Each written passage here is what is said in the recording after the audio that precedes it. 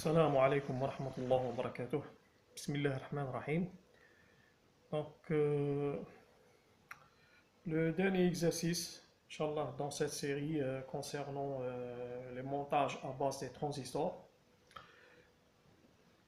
Donc, cette fois-ci, on va étudier un montage constitué d'un transistor. Donc, c'est un montage à base commune. Donc, constitué d'un transistor et d'une diode de Zener et des résistances, comme vous voyez. Donc, ce montage est attaqué par une source de tension E. Bon, les caractéristiques sont les suivantes. Bêta, le gain en courant égal à 40. La tension de la diode Zener égale à 6 volts.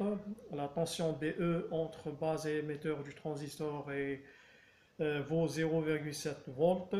La tension E de la source de tension donc égale à 10 volts. La résistance RC égale à 500 ohms et la résistance R égale à 200 ohms. La première question, comment appelle-t-on ce montage? Donc, lorsqu'on regarde bien ce montage, qu'est-ce qu'on remarque? On remarque qu'on a là deux tensions, si vous voulez, ces deux tensions-là sont stables, deux tensions stables. La première tension est la tension base émetteur, elle est stable. C'est une tension d'amorçage pour le transistor. Bon, base émetteur, elle est stable.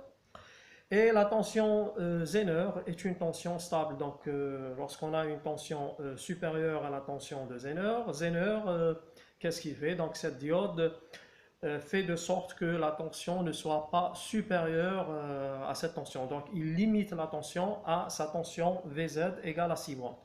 Donc, on voit bien qu'à l'intérieur de cette maille, la tension aux bornes de RC, qui est égale à la tension BE plus la tension DZ, et puisque les deux tensions sont constantes, et donc la tension RC, elle est constante, quel que soit le courant qui circule dans quel que soit l'état du transistor, d'accord?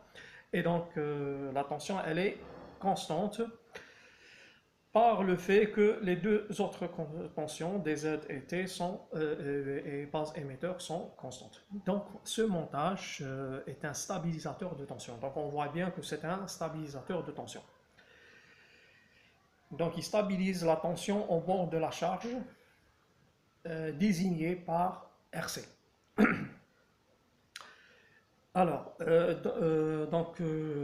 puisqu'on travaille jusqu'à présent avec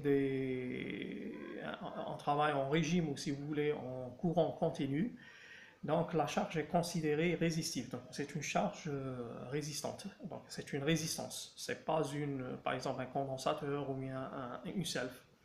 Donc c'est une résistance car nous travaillons dans un régime continu.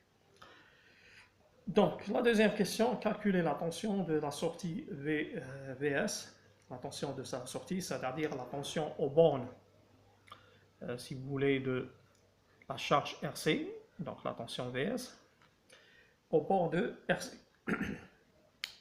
Alors, on a dit que la tension VS, donc dans cette maille, si on prend la maille AD, donc on voit bien que la tension VS égale la tension VBE plus la tension DZ. Bon, VBE, bien sûr, là on parle de la somme algébrique, c'est-à-dire quand on dit VBE plus VDZ, c'est pas une somme c'est une somme algébrique. Là, DZ c'est la tension dans ce sens et VBE elle est dans ce sens. Donc VS, si vous voulez, égale à VZ moins VBE. D'accord? Et donc VS, donc la tension VS égale à VZ moins VBE. Donc, égal, on remplace Vz par sa valeur 6 volts et VBE par sa valeur qui est égale à 0,7 volts. Donc, ça donne 5,3. Voilà. Donc, la tension aux bornes de la résistance RC est égale à 5,3. Donc, la tension aux bornes, ou bien la tension de sortie VS, vaut 5,3 volts. La troisième question, on vous demande de calculer le courant de base IB dans des transistors, dans le transistor, ou bien du transistor. Donc là, le courant I bas, c'est celui-ci, c'est ça, le courant IB. Donc on sait que, par exemple, le courant, ça c'est le courant I, le courant de l'émetteur. Si on prend ça, c'est le courant collecteur. Donc on sait que le courant émetteur égale le courant base plus le courant collecteur.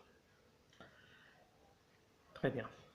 Donc pour calculer le courant de base, il suffit de calculer le courant émetteur. Parce qu'on a dit que le courant émetteur égale courant base plus courant collecteur. Donc égal, bon, pour le courant collecteur, c'est bêta fois le courant de base, donc plus le courant de la base. Donc égal bêta plus 1 courant de la base. Dans ce cas, donc le courant de la base égale à le courant de l'émetteur sur bêta plus 1. Et bien sûr IB, le courant IE égale à quoi? Donc on a déjà calculé la tension Vs, la tension au bord de la résistance RC. Donc le courant IE, ce n'est que la tension Vs divisée par la résistance RC. Donc le courant IE égale à Vs sur RC. Donc on remplace dans cette formule, donc IB devient Vs sur RC fois bêta plus 1. Donc IB, on remplace. Donc Vs, on a trouvé Vs 5,3 volts. RC, donc RC, on a donné 500 ohms. Bêta, c'est 40. Donc 40 plus 1, ça fait 41. On va calculer rapidement. Donc 5,3 sur 41.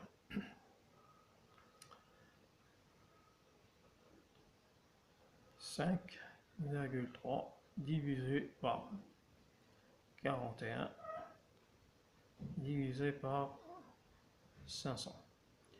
Donc ça vaut 2, oh, bizarre. Non, oui, voilà. Donc 2,58 10 puissance moins 4 ampères. Donc, ça veut dire que IB égale donc 0,26 milliampères. Donc à peu près, donc IB égale à 0,26 milliampères.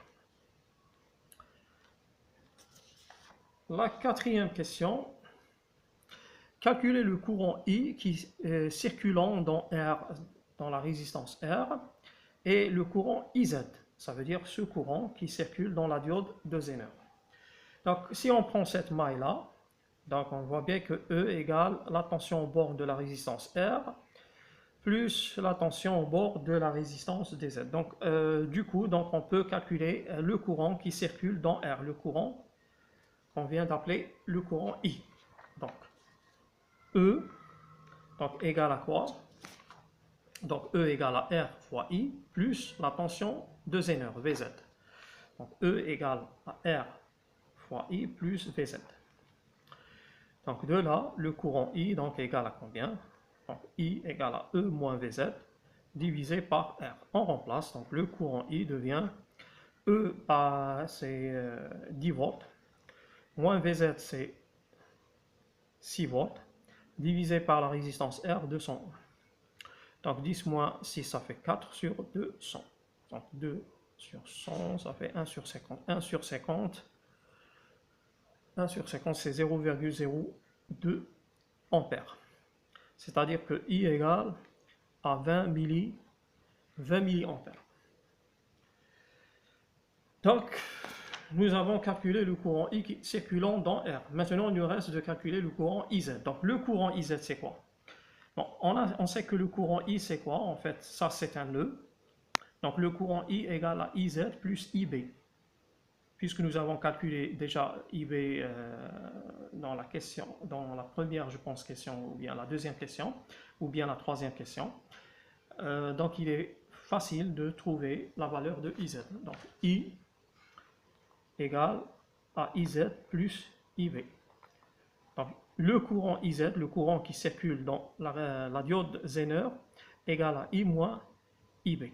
Donc, IZ égale à I, ça veut dire 20 milliampères, moins IB, combien trouver IB? IB, donc 0,26 milliampères, donc ça donne Donc 20 moins 0,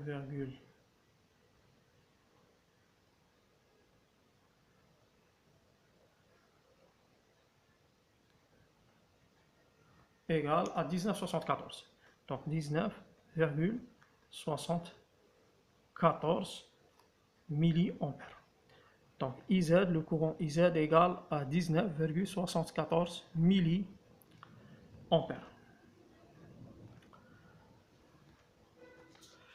Bon, la cinquième question, on vous demande de calculer la valeur maximale que peut prendre le courant IS qui circule dans RC, donc cette résistance RC. Donc ça c'est le courant IE, ou bien on peut l'appeler aussi donc le courant IS, d'accord? Le courant IS. Donc calculer la valeur maximale que peut prendre le courant IS qui circule dans RC pour qu'il y ait stabilisation, de tension. Donc pour qu'il y ait stabilisation de tension, qu'est-ce que ça veut dire? Donc, pour avoir une stabilisation de tension, donc, il faut toujours avoir une tension au borne de DZ, une tension égale à 6 volts. D'accord? Si nous avons cette tension qui est égale à 6 volts, c'est-à-dire qu'il y a un courant qui circule dans la diode Zener. Si la tension chute, donc ça veut dire qu'il n'y a pas de courant IZ qui traverse la diode Zener. Donc, à la limite, le courant maximal qui circule dans IS, c'est-à-dire le courant maximal que peut prendre IB, le courant IB, c'est lorsque le courant qui traverse la diode Zener est égal à 0. Donc, c'est-à-dire quand le courant qui traverse R est le même qui traverse, ou bien est le même qui traverse la base du transistor. D'accord? Et donc, pour avoir la valeur maximale que peut prendre le courant S, ça revient à calculer le courant B max, d'accord? Donc le courant I bas, parce que le courant IS max égale à quoi? C'est l'émetteur, c'est le courant émetteur, égale à 1 plus bêta fois IB. Donc pour que IS soit max, il faut que IB soit max. Donc le courant IB est max, ça veut dire puisque I, le courant qui circule dans la résistance R, on a dit que I égale à IB plus IZ, donc égale à IB plus IZ. Donc ça veut dire que pour avoir un IB max, cela veut dire que IZ égale à 0. Le courant qui traverse la diode est égal à 0. Donc ça veut dire que la diode est bloquée. Ça veut dire au moment où la diode Zener devient bloqué, donc on a dans ce cas IB max. Et IB max dans ce cas, donc IB max, donc lorsque IZ égale à 0, donc IB max égale à I. Et I c'est 20 mA, ça veut dire lorsque IB max égale à 20 mA. Donc IS égale à quoi? IS max, donc égale à 1 plus bêta fois IB max, donc égale, je remplace 1 plus bêta, ça veut dire 41, fois IB max, c'est 20. Ça veut dire 820 milliampères. Donc, IS max, on peut avoir un courant IS max égal à 820 milliampères. Donc, jusqu'à 820 milliampères. Donc, on peut avoir un courant IS qui peut atteindre jusqu'à 820 milliampères. D'accord? La deuxième question, dans la même question, ça veut dire la question numéro 5, on déduire la valeur minimale de la résistance de charge RC. Bien sûr, là, la résistance, la tension de la résistance, elle est constante. Donc, on a déjà calculé VS. VS égale à combien? Égale à 5,3 volts. Donc, quelle est la valeur de la résistance pour que le courant IS soit le courant max, IS max, c'est-à-dire soit 820 milliampères. Donc, ça veut dire que VS égale, donc IS égale à VS sur RC. Ou bien RC égale à VS sur IS. Donc RC dans ce cas égale à VS sur IS max. Donc égale, je remplace VS, on a trouvé VS combien? 5,3 volts.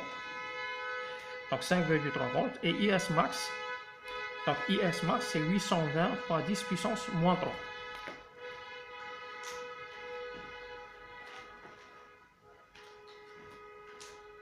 Voilà.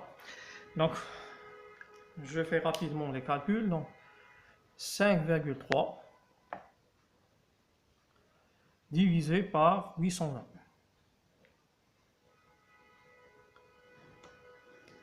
Donc, ça donne 6,4 6 ohms.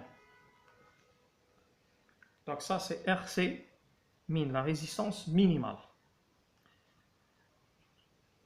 Donc, RC min égale à 6,46 ohms. Maintenant, la dernière question, calculer la puissance dissipée P max dissipée par le transistor. Donc, P max égale à quoi? Donc, on sait que la puissance dissipée par le transistor, donc la puissance dissipée par le transistor, P, égale à IC, le courant de collecteur, fois VCE. Donc, P max égale à quoi? P max, c'est IC max fois VCE. IC max fois VCE. Maintenant, si on prend cette maille-là, la maille extérieure par exemple, donc on peut par exemple imaginer ce montage, donc pour voir bien ce que je vais faire, pardon. Donc RC, donc ça c'est la masse. Donc j'ai là un nœud, diode Zener T7. Là le courant IC, d'accord, et la résistance R. Bon. Donc, je peux mettre comme ça. Je peux prendre voir le fil comme ça. Donc ça c'est la résistance E, ça c'est la tension, la source de tension E, d'accord? Je peux mettre comme ça. Donc E dans ce cas, si je prends cette maille là, la maille là, donc E égale à quoi? En fait E égale à VCE, c'est cette tension, VCE, plus la tension VS. Donc c'est VCE plus VS. Vous voyez bien que E dans ce cas égale à VCE plus VS. Donc VCE plus VS.